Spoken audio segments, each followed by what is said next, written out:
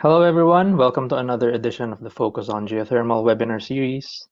This is a partnership between Think Geoenergy and Enerchange. And again, I am Carlo from Think Geoenergy.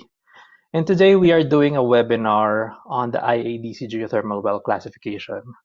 For a brief background on this, which our speaker would probably do better than I can, the IADC Geothermal Well Classification was published like a little more than a week ago. It's an initiative by the IADC Geothermal Committee, which aims to standardize geothermal well definitions. This we believe is a very valuable communication tool, both within the geothermal industry and also when we communicate with stakeholders like investors or policymakers. And today we have the pleasure of having Scott Farmer, who is the chairman for the IADC Geothermal Committee, and also the well engineering manager for Helmerich and Payne. Scott graduated with a Master's of Mechanical Engineering from the University of Strathclyde in Glasgow. He joined the oil and gas industry as a graduate engineer with Total Energies in 2011 and has held various drilling engineering roles over a decade. He joined Helmerich and Payne as a principal drilling engineer in 2021 and since then has become the well engineering manager for H&P's Advanced Well Engineering team. In 2023, he became the inaugural chairman of the IADC Geothermal Committee. It is our pleasure to welcome Scott. And Scott, the floor is yours. Thank you very much, Carlo. It was a very nice intro. And first of all, thanks for the opportunity for allowing us to present this on this webinar series. And thanks to Think Geoenergy, you're doing a lot of great things in the industry. So I'm going to jump right into it. First of all, IADC. IADC is the International Association of Drilling Contractors, and all of our members are responsible for drilling around 80% of all wells drilled worldwide. That's oil and gas and geothermal. The IADC Geothermal Committee was formed officially in November 2023, after being a small working group for around 1 year. We now have around 80 members and we represent over 50 companies. And this is continuing to grow as the interest in geothermal continues to grow. So the purpose of our committee is really to enhance the pivotal role that our members can play in speeding up geothermal energy development. Our members are drilling contractors, service companies, operators, and more now we're getting geothermal operators joining our group. And the first question that really our work group kicked around for maybe a year was, what is a geothermal well? And what we found was, depending who you spoke to, where they were from, what experience they had, whether they were from the geothermal sector or from the oil and gas sector, we were getting completely different answers.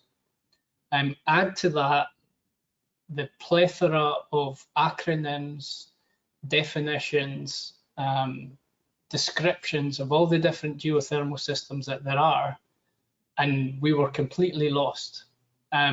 So just to sort of give a sort of tour on what our process was for that first year, I want to sort of take us around the world a little bit and come up and highlight some examples. So some of our folks from the US geothermal conventional sector, we talk about the Geysers project in California. So this is the largest geothermal plant in the world. It produces around 825 megawatts of electricity. And primarily this was what we refer to as a conventional geothermal system, drilling into fractured reservoirs and producing the steam. That's even more confusing now because over the years the fields have started to deplete and they've been starting to test some closed loop systems where you have one well, you inject cold water down the annulus and you produce the hot fluid and ultimately produce power afterwards. So that's an example of one closed loop system. Then if you come over to Paris and you look at the Dogger Reservoir and all of the district heating networks that we have there, it's a completely different type of geothermal well. They're typically drilled in doublets, and they're also drilled in really dense urban areas in the middle of Paris. So there's been around 55 geothermal doublets drilled in Paris to date, with around 35 still in operation. And the challenges of those wells are very different to the challenges that you would see in the geysers field in America.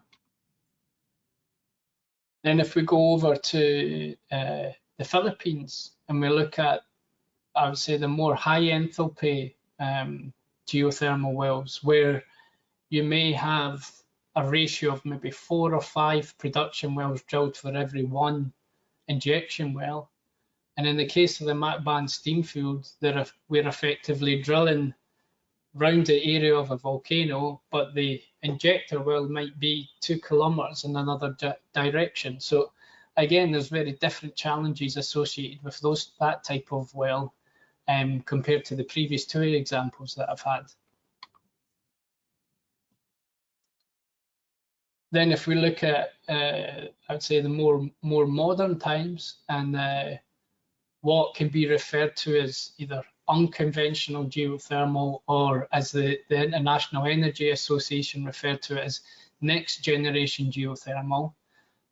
You've got the EGS project, first from the Utah Forge, and now from a very famous project from Fervo Energy in Utah, where they're effectively using shale gas technology of drilling 2 wells, fracking between them, and creating your own reservoir that can produce heat from the injected cool water. And then we come back over to Europe, and we have a very famous project just now being drilled in Geretsried, where we have what can be called as an advanced geothermal system, or an advanced closed loop system, where effectively we're drilling a massive radiator underground. Again, all of these wells are very different when it comes to the drilling challenges and the long-term integrity of these wells.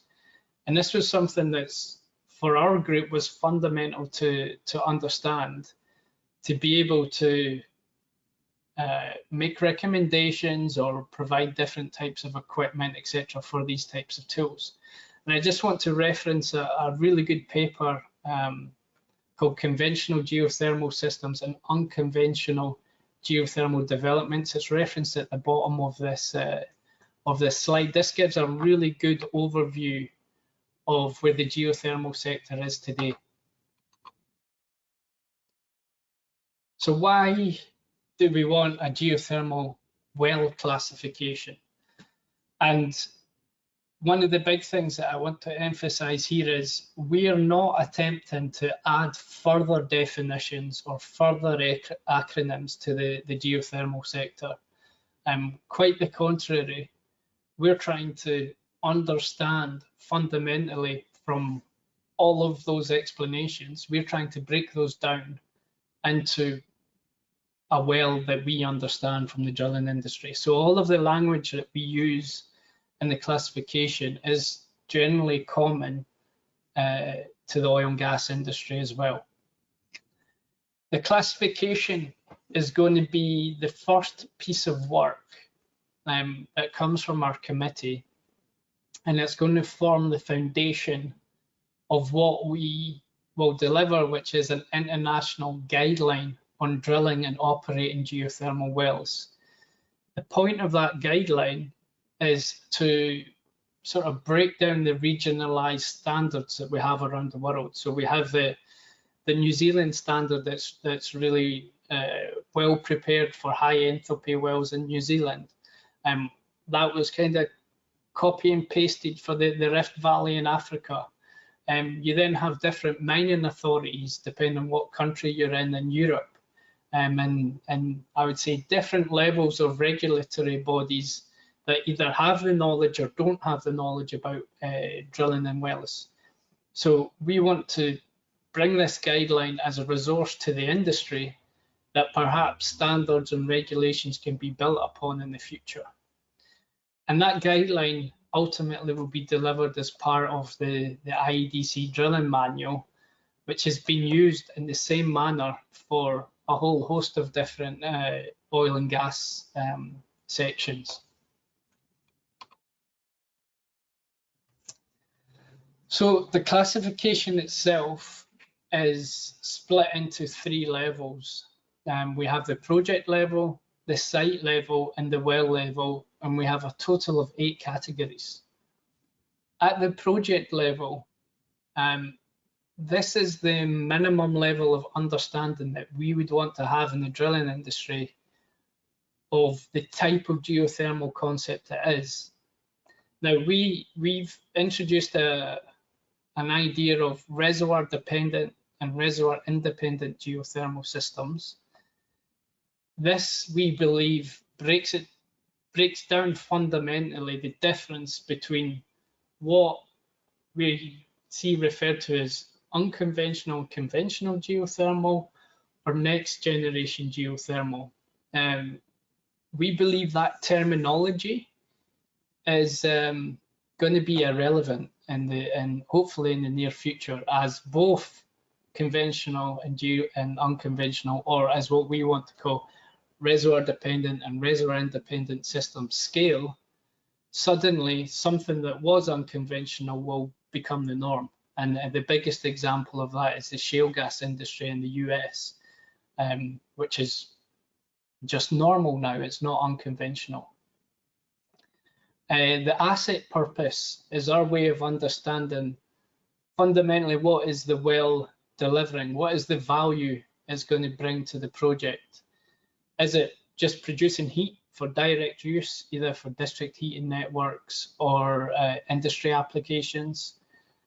Is there going to be power produced from that heat, either through a binary or a flash system? And we've also added an additional asset purpose, which is mineral extraction. So you'll see that there's a lot of projects talking about lithium extraction or heavy metals extraction. And what we have seen is in some projects worldwide, that almost becomes one of the main business models for that geothermal project. So we thought it was good to include that, even though it can be argued that it can be a sort of cascade or a secondary byproduct of producing heat or producing power. Then for site level and well level, you'll see that we have different colors of grey, which is the main classification. Typically in the visual here, the increased level of, or the darker the grey is a visual representation of the level of complexity or level of risk associated with the project. Items in yellow we call flags. It's either it is or it isn't, and it adds again another level of risk or complexity to the project. And then the items that you see in blue we call as specific attributes of the project or the well itself. So that can either be a value that's required, like the maximum downhole temperature you're going to see, the bottom hole static temperature, or the maximum design pressure for the well, or can be selected from like a drop-down list. So, for example, the function of the well, it could be designed to be a producer, or an injector, or a storage well, or a coaxial well. And again, that information helps to understand what type of well we need to deliver. So I'll go into a bit of detail of each of these now. So for the location sensitivity, if we look at the first 3 from rural, industrial, and urban, The challenge associated with drilling in a rural location such as Utah, as you can see in the picture above, is very different to drilling in an urban location. In a rural location, you've got a big footprint. You don't necessarily have to worry about noise suppression or dust or disturbing operations related to logistics. Whereas in an urban location, as you can see in the picture, you really are confined on your rig footprint. You might be confined on noise levels that you can emit during operations, logistics as well. We've included offshore as a location. Now, to our knowledge, there are no offshore geothermal projects yet, but they are sort of in the feasibility stage, and this is a future proofing for when those potentially get developed. And then we have flags that are sort of cover all basis. So we have a residential flag. So people can argue, well, you could be drilling a rural location, but there may be a house or a small village nearby, and therefore it's residential. So that's the sort of, you could use that flag to cover that. And then we also have an additional sensitive flag, which can be used to cover a host of different things. So an example of the Utah project, it's a very rural, dry area. They have difficulties getting access to water for some of their operations. So therefore you can class it as sensitive. Or if you're drilling in an environmentally sensitive area, you may have restrictions on how you can operate your rig. Then on the rig capacity, there's a number of ways to really optimize the rig you choose for the well you want to deliver. But as we're defining it from the well up, the most appropriate is to use the hook load. So depending on the heaviest casing string or the heaviest string you need to pull, that will typically define what type of rig you need in terms of hook load. And we've broke it down into 5 categories, for roughly every 100 tons up to 600.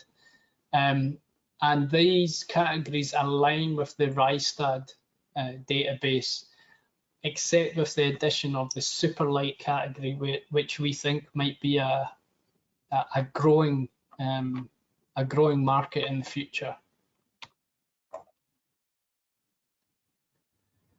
Then with the design and construction, there's a lot of information here that I'm not going to dive into, but fundamentally, the design category are all of the attributes you need to understand that are going to tell you what materials you need to use to construct a well. What casing do you need? What grades do you need? What type of wellhead do you need? What things do you need to design for in terms of, are you going to stimulate, frack the well? Have you got a scaling risk? Do you have to think about corrosion? All of that information will allow you to design your well properly. The construction category is really defining what tools you're going to use to construct a well. So things like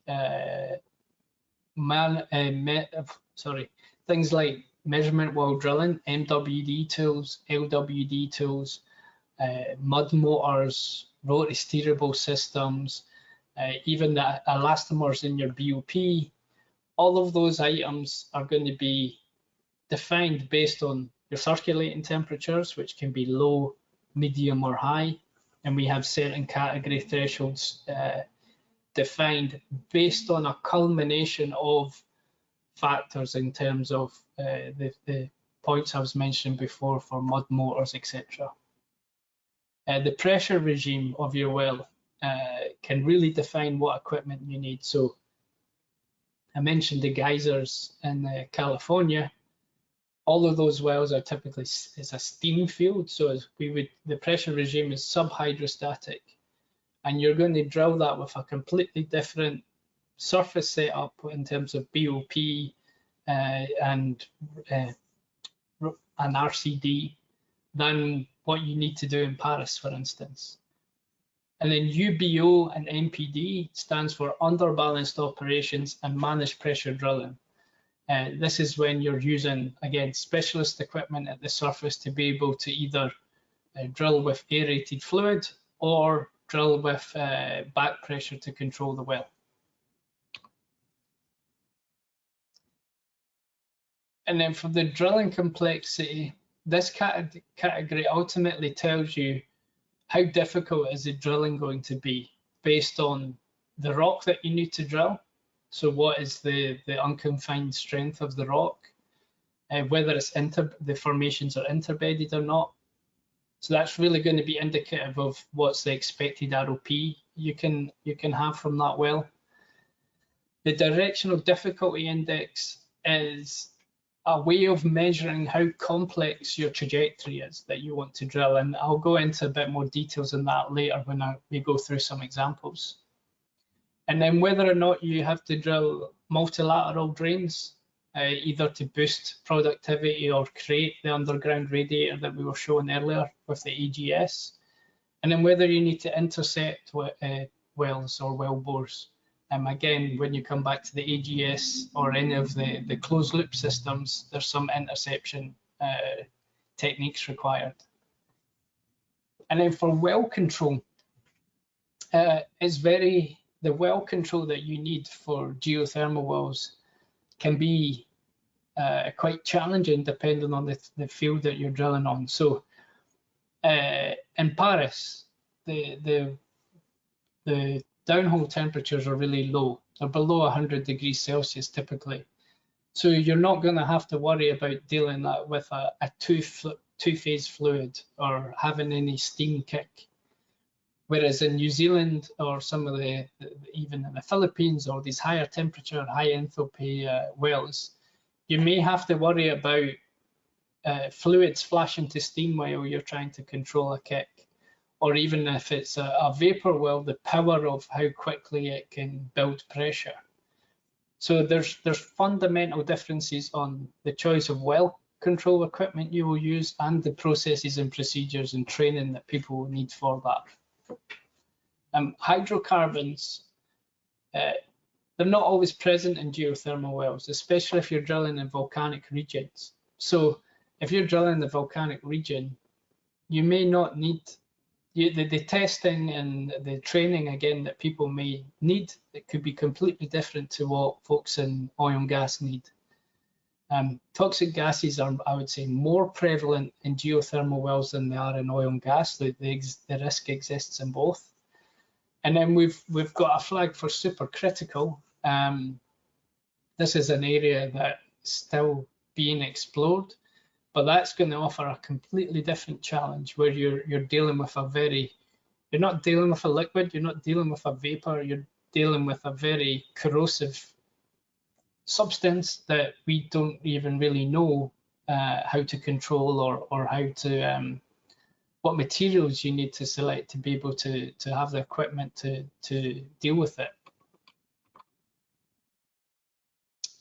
So, with the classification and what Carlo was explaining earlier, we've released part 1 of the classification, which is the definitions of all those categories. So if you want more information on what I've just presented, I suggest reading that document that's on our website. The second part that we're going to be releasing, and this is a working title, we were calling it the complexity calculator, and now we're thinking it may be some form of risk index, is what can be the output of the classification. So the project level, we deal by its own. Typically, that's going to be related to geological risk and other factors that, as a drilling industry, we can't control, and we believe is well understood by other organizations that we don't need to go there. But on the site level and well level, this is the areas that we think we can bring a lot of value to. So as you know, we've got these now got 6 categories instead of the 8, 2 of which is location sensitivity and rig capacity. Those categories and the attributes that are inside all of them are going to have a weighting. So each category will have a weighting between 0 and 100%. And the attributes within those categories will also have a weighting. So if we believe the rural location is less complex than the industrial or less complex than the urban, the higher you go up, the higher the weighting, the score that you achieve in that section. Again, if it's residential, that adds another level of index. If it's residential and sensitive, that adds another level of complexity. The location sensitivity and the rig capacity are intrinsically linked. So if you need a really heavy rig to be able to drill a well in an urban location and you have a tiny footprint, that's inherently more risky and more complex than if you're drilling with a smaller rig in the same footprint. So those two have an interaction when it comes to the risk index. And then for the well level, we have the same process for each of the different categories. And then the way we will display this is we will provide a risk index for the site level. We will provide a risk index for the well level, and within the well level, you'll have a risk index for the design, the construction, the drilling complexity, and the well control, all on a score from 0 to 100%. And then with that, you'll be able to make certain decisions on where you need to pay attention to mitigate those risks, how one project compares to another. And this is what I'm going to go into with 3 of the examples we had seen before. So if we come back to 3 of the examples, so the enhanced geothermal system we've seen in Utah, the low enthalpy wells in Paris, and the high enthalpy wells in Philippines. We'll go one by one just now and show the application. So I've shown a bit more detail here on the trajectories, providing a good interpretation of the trajectory. So I wanted to note that all the information that I'm sharing in this presentation is not confidential, and it is also made up. There's no real numbers in here. They've all been sanitized to be able to be shared. So if we take the project in Utah, at the project level, as this is an EGS system, we would class it as a reservoir independent type of geothermal system. Now, there is a caveat that in the future, these reservoir independent, especially for EGS, if you're doing a large field development and you're fracking and creating your underground reservoir, when it comes to drilling infill wells, where you might end up intercepting some of these fractures while you're drilling, the well control may move to a different level, because you do have a reservoir that you're worried about, and you're going to be encountering charged fracs. So there's a little caveat when it comes to EGS. For this one, they're producing power. The site is rural, it's in the middle of the desert, but we still have the sensitivity flag selected based on they have difficulties having access to water. The rig capacity for these wells that they need is a medium rig, so it's between 200 and 300 tons. The well that we're looking at here specifically is the top one in red, so it's a producing well. The wellbore geometry, the reservoir drain is 9/7/8. There's 3 sections to be drilled. The TVD is around 8,600 feet. The maximum temperature is around 400 degrees Fahrenheit. The pressure is really high, it's 10,000 PSI, but that is related to the fact that you need to stimulate the well. So that is from the fracking pressures. Now, In this case, that pressure may define what materials you need for your well and your wellhead, but it may not define what BOP equipment you need, because ultimately this stimulation can be done after the rig has demobilized. So that 10,000 psi pressure might not be what you require for your BOP, and your well control equipment it might be lower. The circulating temperatures are high in this case. So high for us is over 175 degrees Celsius. We've used that number as that is generally a well-agreed threshold in the oil and gas industry for high temperature, or in our case, we call it ultra high temperature in oil and gas. But obviously, ultra high doesn't really translate when we're talking about geothermal, so we call it high. The pressure regime is hydrostatic. There's nothing too complicated about the pressure regime in these wells. What does make this unique is they're drilling granite. So the UCS is very high. And really what they've proven for drilling performance here and in the Utah Forge was because of that very reason. And they've had great success. The directional difficulty index, as you can see on this trajectory, we're going vertical. We start to build a little bit to get some separation. We come back to vertical, and then we build and we drill a lateral drain. The DDI takes a measurement of what the measured depth is of the well, what a long hole displacement is how far from the wellhead are you moving, and what the overall, what we call tortuosity of the well is, how much angle are you changing cumulatively across the well. And that produces a score. So in this case, it's 6.18, so it's a medium DDI score. There's no multi-drains being drilled, there's no interception needed. And as I mentioned previously, as it's a reservoir independent system, even though the temperature is high, there is no fluid there to kick. So you're not going to have a two-phase well control risk. So it's just a liquid well control risk. Again, coming back to the caveat, in the future when they start drilling infill wells, that might change. So the well control classification may change to two-phase, but that will be learned with time. And in this case, they have to cross some hydrocarbon layers, so that's ticked as well. When we come to Paris and the low enthalpy wells, we would call, or the wells drilled for district heating, we typically have a doublet drilled and they're shallower.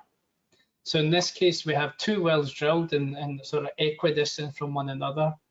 But now in the doublets, they're looking at multilateral drains to increase the productivity or the injectivity index.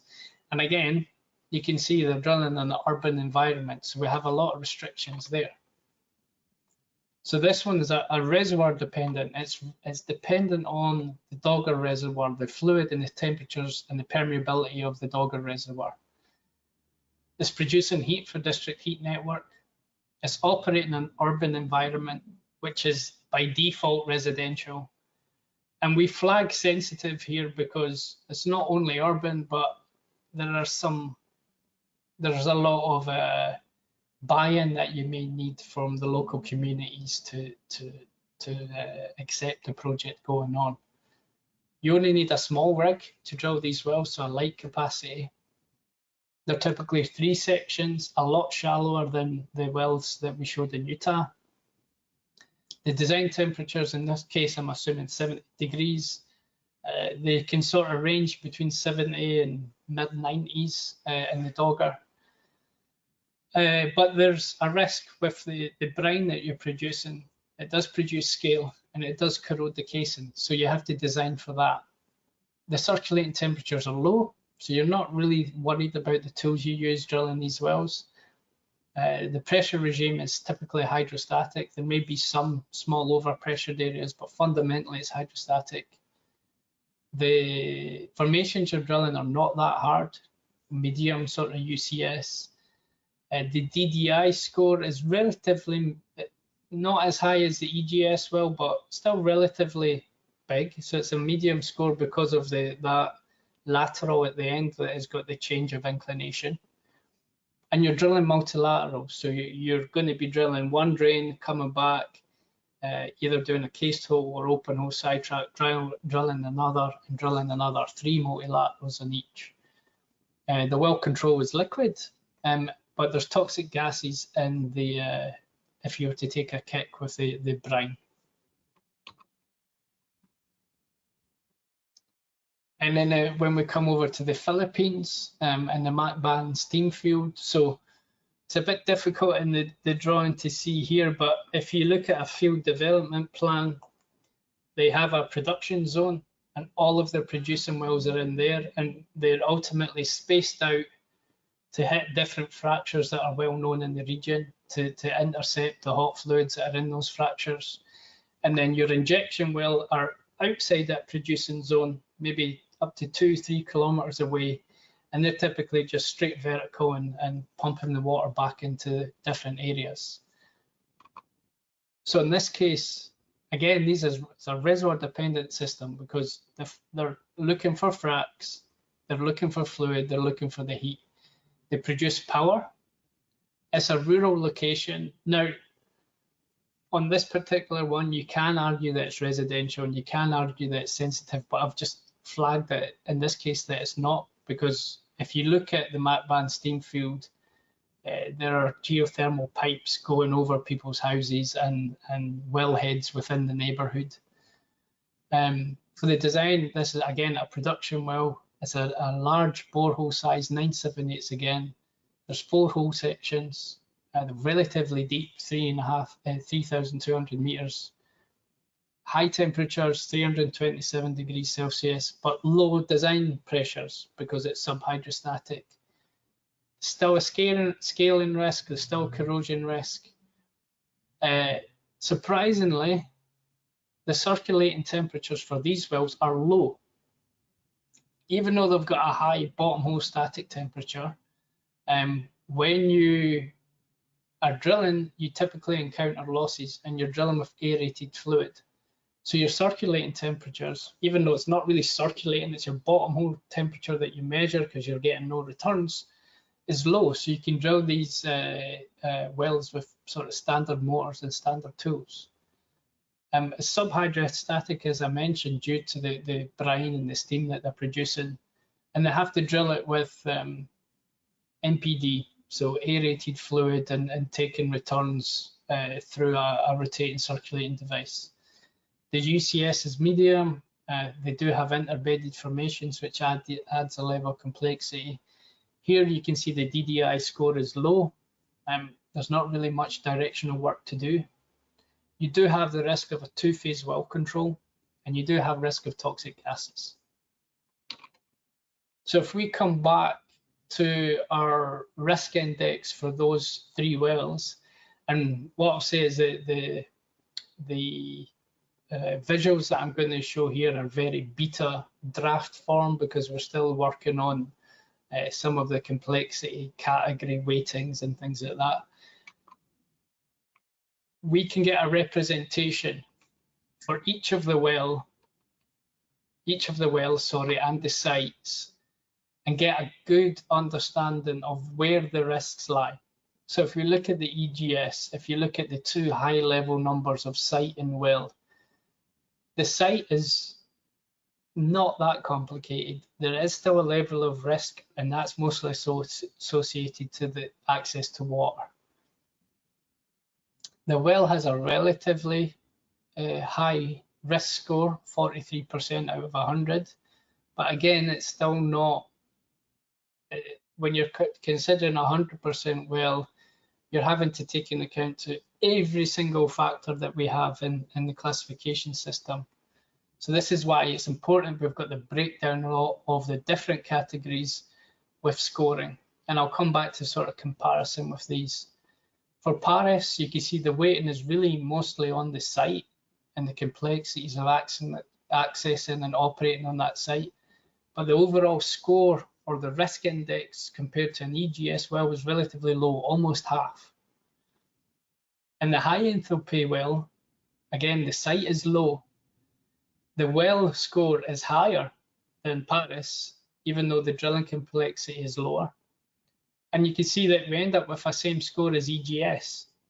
The primary reason for that is really the design score. Designing for those high temperatures, as well as having scaling and corrosion, is a risk, is complex. It's not to say that it's not well understood, but as a risk index, it is comparatively higher than the EGS one. The construction score is less than EGS. Ultimately, you're drilling with lower temperature tools, but you still have to deal with drilling with MPD systems. Drilling complexity, this is the least score. Again, it comes down to the DDI. The trajectory isn't complicated. The formations are not that high strength, whereas in the EGS they are. So this gives us a sort of high level, easy representation of where does the risk lie on those wells, and what do we need to address, or what do we need to mitigate. And this is something that we're continuing to work on, and it's something that we'll be sharing with the industry very soon. So to conclude, the main driver for our classification tool is to bridge the communication gap between drilling and non-drilling professionals, allowing you to have knowledgeable discussions around the framework of the classification. It is going to serve as the foundation of our guideline. So we expect it to be the first chapter of our guideline, and it would also allow you to sort of filter the guideline based on your specific well classification. We're able to present the risk index and the unique challenge of those geothermal wells in the visualization that I just showed you. And that can allow insurance companies, stakeholders, including investment partners, drilling contractors, operators, to understand where are the areas that we need to focus on very quickly. And it can also spotlight supply chain gaps. So if I take the example of the Philippines well, it had a light classification. You only need a 100 to 200 ton rig. Those wells are typically drilled with a 250 ton rig. So it's an oversized rig for what you need. And that can sometimes need more maintenance, more cost to the project. And then to wrap up, we aim to release a beta release of the risk index that I've just presented by the end of Q1 this year. So at the same time, we've got our IADC conference in Vienna. We'll be launching the work groups that are going to work on the guidelines, the specific section of the guidelines at the same time. In Q2 this year, we want to share an industry survey where you can provide you details of your wells, either anonymously or unanonymous, or you can share where they are. And we're going to use that to test our risk index and make sure we've got our category weightings correct. By Q2 2026, by World Geothermal Congress, we want to have the guidelines ready in the draft status and have an industry consultation. And ultimately, we want to publish the guidelines in late 2026, depending on that process. So thank you very much. I know maybe a bit over my time is what I thought, Carlo. You can access the guidelines with this QR code. And last but not least, I'd want to plug that we've got our first IADC Geothermal Conference in Vienna at the end of March, and we'd love to invite as many people as possible. Thank you, Carlo. Thank you, Scott. That is a very nice presentation. It was also very nice to see how the risk index can be applied to real-world wells. I think that's the best way to demonstrate it. And I can see the vision. Like I can see the vision for the classification and also all the work that went behind it. So thank you for that. Thanks. We have a couple of questions coming in. For everyone in the audience, feel free to send in your questions as well. But I think I will start with my own questions. So, I want to ask about stimulation because I noticed that it is one flag in the classification. But then is there a way to differentiate between different types of stimulation and the purpose of stimulation? So, is there a way to differentiate between, say, chemical stimulation or hydraulic stimulation? Or is there a difference between stimulation to enhance productivity or to establish connectivity, such as in EGS applications?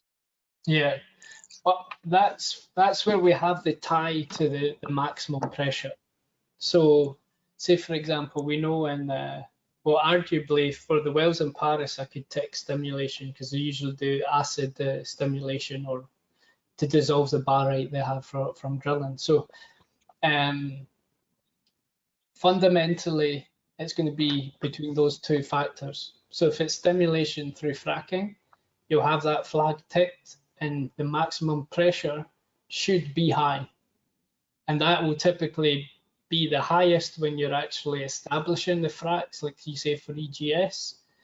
And if it's just for stimulating what you already have there or enhancing what you already have there, that pressure should be slightly lower. So I think having a combination of both will allow you to differentiate. But there's always a bit of nuance in grey with all of these things. Okay, then how about the purpose of stimulation? Like, is there a difference between stimulation to increase permeability or to establish connectivity between different wells? I think fundamentally for the EGS wells that we're seeing in the US and the Geo-Swiss Energy project in Switzerland, yeah, they're fundamentally they're establishing the conductivity there between the two wells. So there is a big difference. It's going to be heavily reliant on the technique and equipment from oil and gas, from the shale gas industry. And that's why we're seeing it more prevalent in the US so far. When it comes to enhancing what you have there, which I think is the case of what we've seen in Cornwall in the Eden project, they were enhancing what they had. Yeah, there's a fundamental difference. I'm not an expert on it. I'm really not. But we've got people in the committee that are. Okay, then one comment from the audience that I think might be one of the more controversial topics for this document is the definition of reservoir dependent versus reservoir independent. So there is a topic there's a point here that has been brought up that EGS and closed loop EGS have very different levels of dependency on the reservoir. So a closed loop system might be more independent, and an EGS project can work on say, specific geological conditions. So, is there any way to distinguish between the two, or are these what is the basis between calling them reservoir independent? It's a great question, and it's always one that we invigorates a very fierce debate. So, for the purpose of classifying a well, and it's more specifically how that classification feeds into the different categories that we have, we don't want to add to that debate. The geological definitions of what's independent and what's slightly not independent, or what's completely dependent, is an area that we want to stay away from. So we'll leave that to the IGA, EGEC, Geothermal Rising to fight out to the death over that. For us, fundamentally, what we care about for the well is there a fluid there that we need to worry about controlling? Is there sufficient heat there that will dictate what state that fluid will be in? Is there sufficient permeability there naturally that is going to tell us that that fluid can flow at us in a sufficient volume that we need to worry about it? So that fundamentally is the difference between the two. Both have heat. The reservoir independent and the reservoir dependent have heat. They don't have, they might not both have permeability, or they might have some if you're enhancing it. They both don't have fluid, or there might be some fluid. But for us, fundamentally, those are the three parameters that we focus on, and that's the distinction that we've made. We're not trying to define anything different.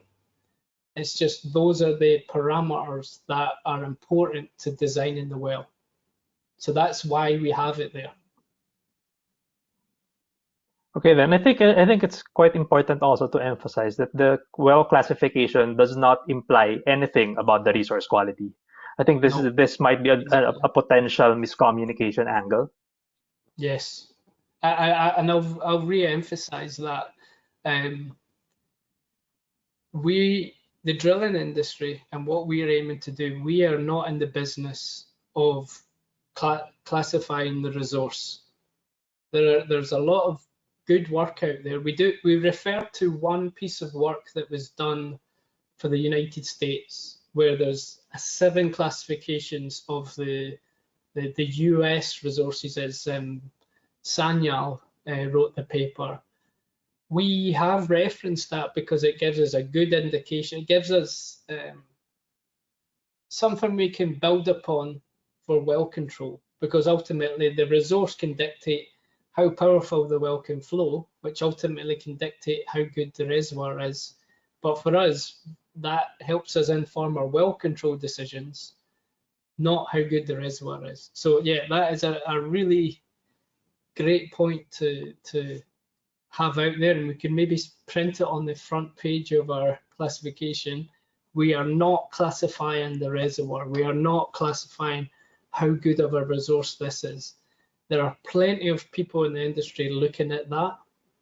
And if you were to look at risk weighting of a project, if you've got the megawatts of thermal or power or the minerals that you're going to produce on one side, on the other side, you need to weigh that with what's the geological risk, what is the quality of the reservoir, which your geologists and geoscientists can fight about.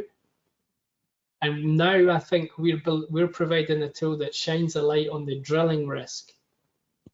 And now you've got that full vision, you've got that full understanding. You can communicate it easy to investors. You can communicate it easy to regulators to understand where we need certain help.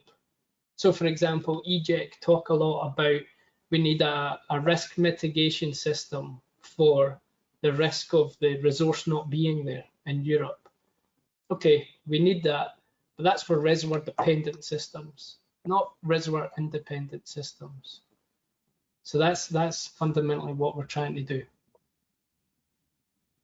Okay, then here's a good I think a good point that has been brought up. Should you consider season sensitivity in, say, drilling operations in a location where there can be very extreme conditions like harsh winters? Is this something that should be considered?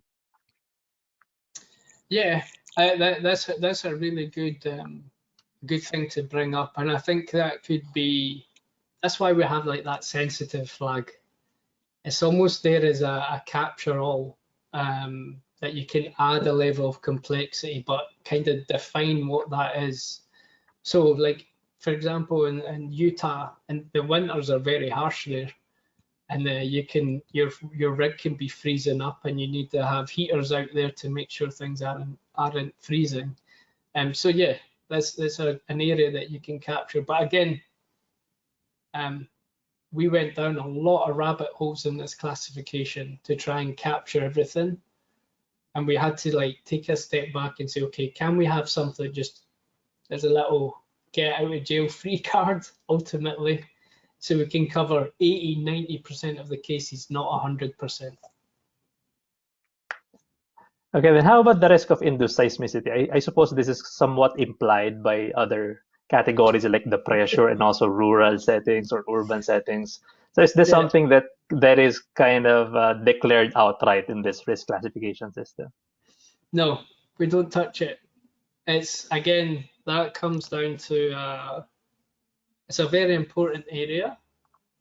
It's a very important thing that people talk about.